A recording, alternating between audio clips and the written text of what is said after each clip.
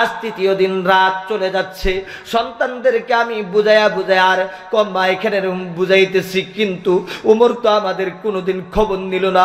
উমর এই দেশের নাকি শাসনকর্তা যুবক, তোমার এগুলা শোনার দরকার নাই।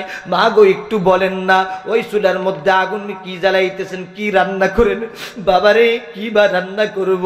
আরে বাবা, এই চুলার মধ্যে পাতিলের মধ্যে শুধু গরম পানি দিয়া জাল দিতেছি, আর সন্তানদেরকে আমি ধোঁকা দিচ্ছি, সন্তানদেরকে আমি ধোঁকা দিচ্ছি রে। আরে যুবক, এইভাবে যখন মা জননী, ওই বৃদ্ধা ওই মা জননী যখন বলা শুরু করে দিল, ওমর বলতেছে, মা গো, ও মা, বেয়াদবি মাফ করবেন, একটু ধৈর্য ধরুন, আমি অল্প কিছুক্ষণের মধ্যে আসি। ওমর দৌড় দিয়া একটা দৌড়ে, একজন অর্ধজাহানের বাদশা একটা দৌড় দিয়া বাইতুল মালে বাইতুল্লাহ চলে গেল। বাইতুল মালের চাবি রক্ষক আসলাম ওমরের খাদেম ছিল। আসলাম রে, আয় আয় আয়, জাহাবুনা আমিরুল মুমিনিন। কেন আসবো গো আমিরুল মুমিনিন? ও আমিরুল মুমিনিন, কেন আসবো বলেন না, কেন আসবো? ও দুনিয়ার মানুষ, গাজীপুরের মুসলমান, যারা মা বাবাকে কষ্ট দাও তারা খেয়াল করে শুনো রে ভাই। ওমর একজন, তার মা লাগে না, একজন বোন, একজন মুসলিম রমণী। আজকে দেখো, তাকাও, ফিলিস্তিনের মা, ওই যে ফিলিস্তিনের বোনেরা কান্না করে খাবারের জন্য, একজন না, দুইজন না, তিনজন না, 25 লক্ষের মতো মুসলমানেরা কান্না করে খাবারের বাটিগুলা, থালাগুলা খালি, খাবার বলতেছে আর আল্লাহকে ডাকতেছে রে ভাই। আর গাজার ভূখণ্ডটা জ্বালায়া শেষ করে দিছে। এই জন্য রব্বে কাবা তাদের চোখের পানিকে কবুল কইরা আজকে আমেরিকাকে ধ্বংস করে দিচ্ছে, ঠিক না বেঠি? রে দুনিয়ার মানুষ, ওই যে গাজার মা, কত ছোট্ট ছোট্ট বাচ্চাদেরকে দেখবেন, বিগত ইউটিউবের মধ্যে আলোচনা আছে, বড় ভাই মাত্র 8 বছর, ওই মাঝ মুআওয়াজের মতো ঘটনার মতো, ছোট ভাই 6-7 বছর বড় ভাইকে বলতেছে, যাও যাও, আল্লাহু আকবার ধ্বনি দিয়া জিহাদের ময়দানে চলে যাও, যাও রে, কালিমার পতাকা উঁচু করো, আল্লাহু আকবার। এরে দুনিয়ার মানুষ, ওই যে গাজা থেকেও যদি শিক্ষা গ্রহণ না হয়, আফগান থেকেও যদি শিক্ষা গ্রহণ না হয়, ওই যে মায়ানমারের কথা এখনো আমাদের দেশের মধ্যে, ওই রোহিঙ্গা মুসলমানদেরকে তাদের বাসস্থান, মায়ানমারের মুসলমানদেরকে তো কেমনে মারছে আপনারা ভালো করে জানেন। মার সামনে সন্তানকে দর্শন করছে, সন্তানকে দর্শন কইরা মার দুধের স্তন পর্যন্ত কেটেছে, মার বডিটাকে আগুন জ্বলন্ত তোলের মধ্যে সেকা দিয়া হত্যা করেছে। এই বন্ধু আরাকানের কাফেরেরা, ও বন্ধু, তারপরেও কেন আমরা কাফেরদের সাথে বন্ধুত্ব করব, ঠিক না বেঠিক? এই ঘটনাগুলা কি, এই ঘটনা দেখার পরেও মুসলমান রে, তোমাদের কি অন্তর কাঁপে না? এই দেশেও ছাত্রদেরকে হাফেজে কোরআন 5 আগস্টে ওই যে 75 জন আলেম সহ 100-র মতো ছাত্ররা, এইভাবে প্রায় 2000-এর মতো কলেজ ইউনিভার্সিটির মুসলমানের সন্তানেরা, মেয়েরা পর্যন্ত এই ভূখণ্ড পবিত্র করার জন্য কত রক্ত দিয়েছে। তোমরা যদি তারপরেও যদি অন্য কাউকে বসায়া দাও, কোরআন যদি কায়েমের জন্য চেষ্টা না করো, তাহলে বোঝা যাবে আল্লাহর সাথে তোমরা বিশ্বাসঘাতকতা করেছো, ঠিক না বেঠি? খলিফা ওমর একটা দৌড় দিয়া বাইতুল্লাহ আসলামকে বলতেছে, আসলাম রে, খাদেম চাবিটা দিয়া যাও, বাইতুল মালের তালাটা খোলো। ওমর কান্না করে আর বলে, ওমরের কান্না দেখা খাদেম হতভম্ব হয়ে গেছে। আমিরুল মুমিনিন, অর্ধজাহানের শাসনকর্তা, কেন কান্না, এত কান্না কেন করে যুবক?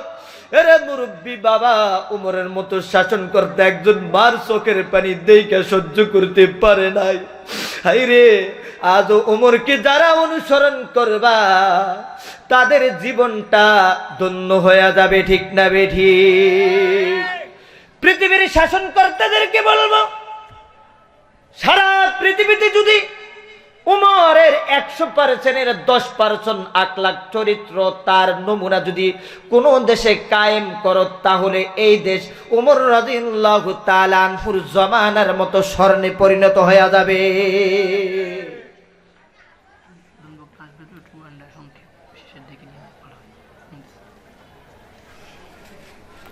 খলিফা ওমরের কান্না, খাদেম বলতেছে কেন কান্না করেন? তালা খুলো, একটা বস্তার ভিতরে ময়দা বড় আটা বড়, ওই বস্তা আরেকটা পাতিলার মধ্যে একটু দুম্বার গোস্ত দিয়া দাও। এইভাবে বলার পরে ওমর যখন বস্তাটা পরিপূর্ণ করলো, রে খাদেম আমি উমরের মাথার মধ্যে বস্তাটা উঠাইয়া দাও। উমর কান্না করে বলে, আমি উমরের মাথা উঠাইয়া দাও। প্রধানমন্ত্রী যদি তার পিএসকে এই কথা বলেন, তাহলে কোনো পিএস জীবনেও সাহস পাবে না তার মাথায় কিছু উঠানো। পিএস বলতেছে, খাদেম বলতেছে, না কেন আপনার মাথায়? এটা তো আমার মাথায় উঠবে। খাদেমও কান্না করে, কেন গো আমিরুল মুমিনিন, আপনার মাথায় কেন ময়দার বস্তা উঠবে? না না, আমার মাথায় উঠে দাও। না, আমার মাথায় উঠান, আমি তো এটার উপযুক্ত, আমি তো খাদেম বহন করবে বোঝা। তাই ঠিক আছে, কিন্তু আমি তো খেয়াল করি আমার কারণে 2-3 দিন পর্যন্ত একটা মার 2টা অবুঝ বাচ্চারা কান্না করছে, উপবাসে কান্না। এটার জন্য আমাকে যদি আল্লাহ কিয়ামতের আদালতে ধরে ফেলে, আরে খাদেম আমি উমর আল্লাহর কাছে কি জবাবদিহিতা করব? আমার তো কোনো জবাব থাকবে না, আমার তো কোনো জবাব থাকবে না। তাহলে কিয়ামতের আদালতে আমার যদি এই বোঝাটা হয়ে যায়, গুনার বোঝা হয়ে যায়, এর খাদেম তুমি কি আমার গুনার বোঝাটা কিয়ামতের আদালতে নিতে পারবা? ওই আদালত তো এমন একটা আদালত যে হাঁটু পর্যন্ত গুনাহ করবে, ইয়া নাফসি বললে গাম বেরোতে বেরোতে হাঁটু পর্যন্ত সাগরের মধ্যে হাবুডুবু খাবে। যে কাঁধ পর্যন্ত গুনাহ করবে, তার কাঁধ পর্যন্ত হাবুডুবু খাইতে থাকবে। মাজা পর্যন্ত গুনাহ করলে গুনার সাগরে হাবুডুবু খাইতে থাকবে। এরে আসলাম, তুমি কি আমার গুনার বোঝাটা মাথায় নিতে পারবা? তখন আসলাম চোখের পানি আর অজুর দ্বারাই ছেড়ে দিলেন। আসলাম অপারগ হইয়া আর ওই যে আটার বোঝাটা, আটার বস্তাটা ওমর রাদিয়াল্লাহু তাআলা আনহুর মাথার মধ্যে উঠে দিলেন। বলে, খাদেম রে, দে দে দে গুস্তের পাত্রটাও আমার মাথায় দে। ওমর রাত গহীন, আল্লাহু আকবার। হযরত ওমর রাদিয়াল্লাহু তাআলা আনহু বোঝা বহন করে ওমর রাদিয়াল্লাহু তাআলা আনহু মরুভূমিতে চলে গেলেন। মরুভূমিতে যাইয়া ও বন্ধু আমার, ওই মাকে বলতেছে, মা গো মা, এই বস্তাটার বস্তা দিয়ে আপনি খামির করেন। সংক্ষেপে বলতেছি বন্ধু আমার, আর এগুলা রান্না করেন। 2 চুলার মধ্যে উঠাইয়া দেওয়া হলো, রান্না শুরু হয়ে গেল। আপনি খামির করে তাওয়ায়া দিবেন, আপনি খামির করে রুটি বানান। আমি যুবক হইয়া একটু খেদমত করি আপনার জন্য, আমি রুটিগুলা সেকে দিই। ওমর রাদিয়াল্লাহু তাআলা আনহু সেকে দিতেছে। খলিফা ওমর এমন একজন সাহাবী, এমন একজন সুপারস্টার মুসলমানদের জন্য শুধু সেকে দেয় নাই, বাচ্চাগুলাও ঘুম থেকে উঠে গেছে। কারণ উপবাসে কয়দিন থাকা যায়? মানুষ 2 বেলাও থাকতে পারে না। বলে কি হাহাকার, কিছুই নাই, ব্যাংকে টাকার অভাব নাই, তারপরেও কিছুই নাই, বলে কি বলে না? ও বন্ধু, ওমর রাদিয়াল্লাহু তাআলা রুটি সেইকা গোস্ত দিয়ে একটু সিরা বড় বাচ্চাটার মুখের সামনে নিলে ফাকির বাচ্চাদের মতো ছোট বাচ্চাটাও মুখটা সামনে আগায় দেয়। ওমরের কান্না আরো বেড়ে গেল। হাই রে রব্বি কাবা মনে মনে বলতেছে, আমাকে যদি এটার জন্য ধরে, আমি আল্লাহর জবাবে আল্লাহর কাছে কি জবাব দিব? এরে গাজীপুরের মুসলমান, তোমার কত ভাই ওষুধ খাইতে পারে না, খাবার দাবার ঠিক মতো বরণ পোষণ হয় না, ঠিক মতো তাদের চলাফেরা করতে পারে না। কত ভাই আছে, কত পাড়া প্রতিবেশী, কত বোন আছে, কিন্তু চতুর্দিকে মসজিদে মাদ্রাসায় দেও, সমস্যা নাই। অনেকে আছে মা এবং ভাই বোনের খবর নিতে চাই না, আছে কিনা? ওমর রাদিয়াল্লাহু তাআলা আনহু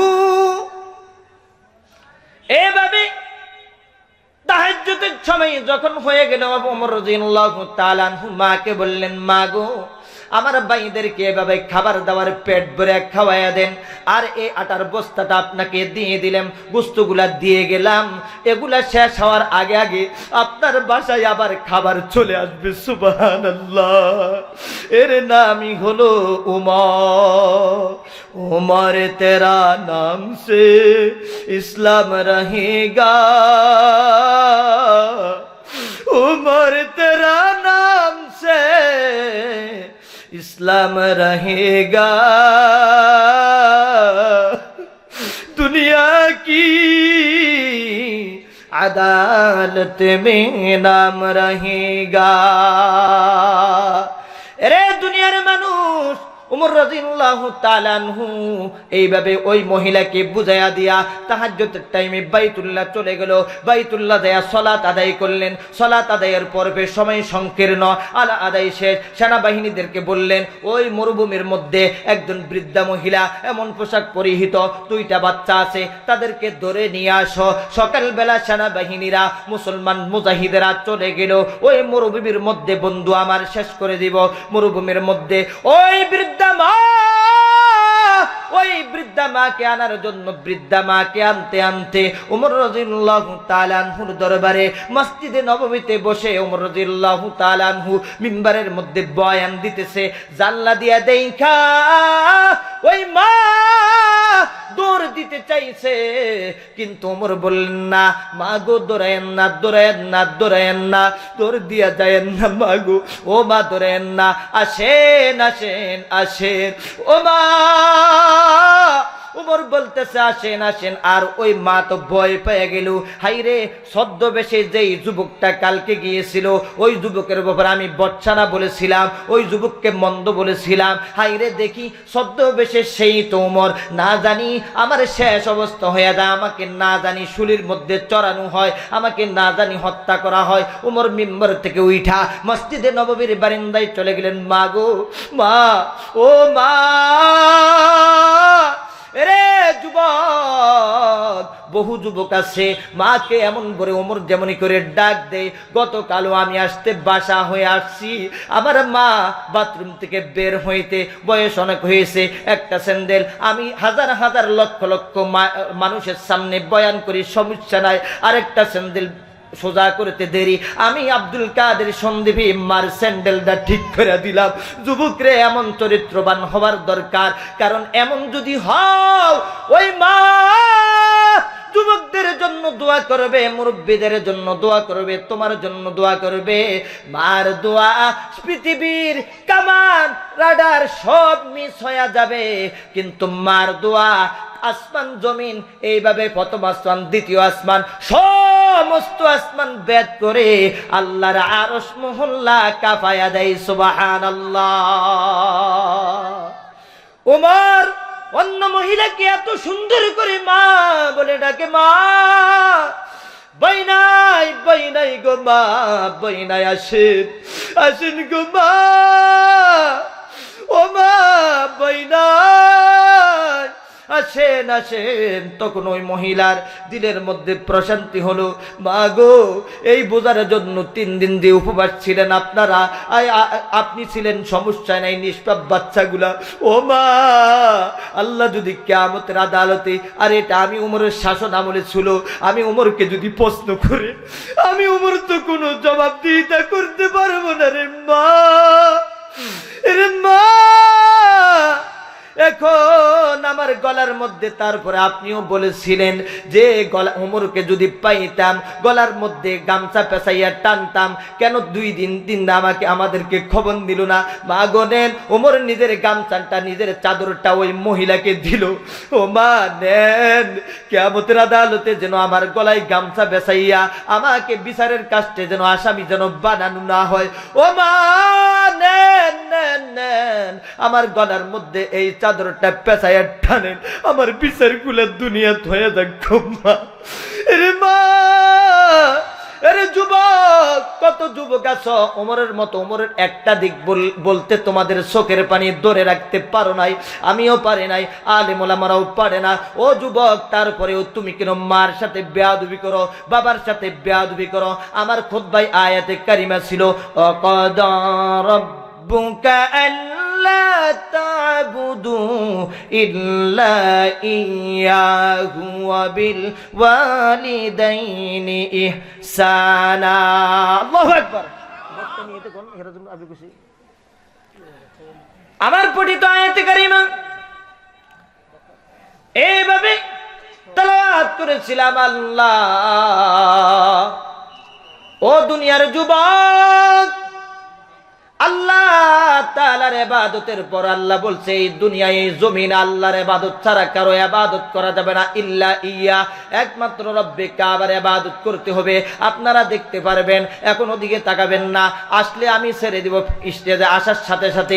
এইভাবে আল্লাহ বললেন, দুনিয়ার মানুষ রে, ও দুনিয়ার মানুষ, আল্লাহ তাআলার ইবাদতের পর পর তোমার প্রতি আমি আল্লাহ অর্ডার করলাম, তোমার মাতা পিতার খেদমত, তোমার মাতা পিতা উত্তম ব্যবহারটা, এই দুনিয়াতে একমাত্র উত্তম সদাচর এক শিষ্টাচারমূলক ব্যবহারটা তোমার মাতা পিতা পাইতে হবে।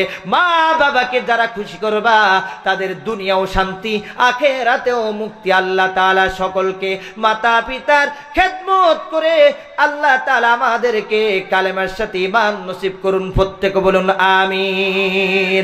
আর যাদের মা বাবা চলে গেছে তারা মা বাবার গুরুস্থানে যাইয়া দাঁড়াইয়া বুখারীতে রওয়ায়াত আছে, সন্তান যখন মার কবরের সামনে দাঁড়াইয়া হাত তুলে দোয়া করে, সন্তান যখন কান্নাকাটি করে মা বাবার কবরের সামনে, ওই অবস্থায় আল্লাহ তাআলা মাতা পিতার কবরের মধ্যে রুহুটা দিয়া যায়। বুখারীর মধ্যে রওয়ায়াত আছে, উভয়জনের চোখের পানি যখন মিলে যায় আল্লাহ মহান মা বাবার কবরের আযাব মাফ করে জান্নাতের মেহমান বানায়া দেয়। প্রত্যেকে বলুন সুবহানাল্লাহ।